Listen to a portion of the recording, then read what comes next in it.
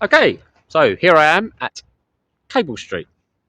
Now, anyone that knows me knows that I actually revere Oswald Mosley, and I think he was a very misunderstood individual. The reason I've taken you here is because this mural is often grandiose and lionised by far left activists. Obviously, this has been commissioned by the council. What I will say, it's actually quite good artwork. Now, I'm not someone that gets particularly annoyed about satirical art or anything. So here we have Mosley. This is Hitler in his underpants. You've got a gold British coin that says the British Empire connected to the French flag. There's urine being poured on them. A bit juvenile, if you ask me. I don't know how deep that message is or what they were really trying to say there, but never mind. And over here, we have the Communist Party that had a large part to play in it.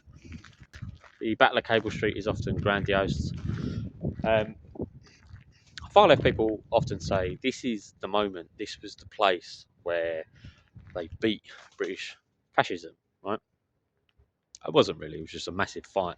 And what people don't tend to talk about on that side is the fact that there were 175 casualties, including women and children and police officers that day.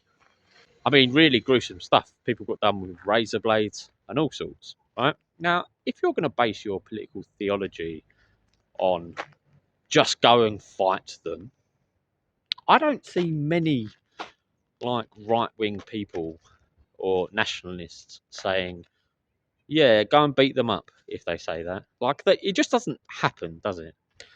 Whereas on the left, they say, "Smash the fash" and all that. Now, what's important to note is that fascism in the early 1930s did not have the same connotations that it does today. People often connect it to Nazism and stuff like that. Whereas Mosley's form, I actually consider Mosley a third positionist. I don't think he really could put a title on it, but he adopted fascist ideas. Certainly the uniforms. I think it was a bad mistake actually. It didn't look very British. Um, but I appreciate him for all his flaws uh, and some of his triumphs. The actual downfall of the BUF and the black shirts was the fact that the British state, the government, decided to impose something called the Public Order Act, whereby part of it was that you could no longer have political uniforms, and that still stands today in the UK. Mosley was also arrested without trial, um, put under house arrest for 2 years. So that's why the BUF actually fell apart. Nothing to do with this Jewish lot that went out with razor blades and started beating up women and children. The reason, basically, people didn't like him is because he was an anti-war campaigner.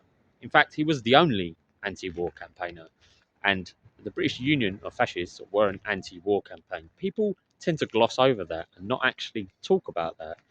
Now, the reason that the Jewish community had such disdain for him is because they were pushing for World War II. Mostly didn't want it, so he had a quarrel with not all, but some of the Jewish community. And this is where Antifa actually comes from. This is where they come from.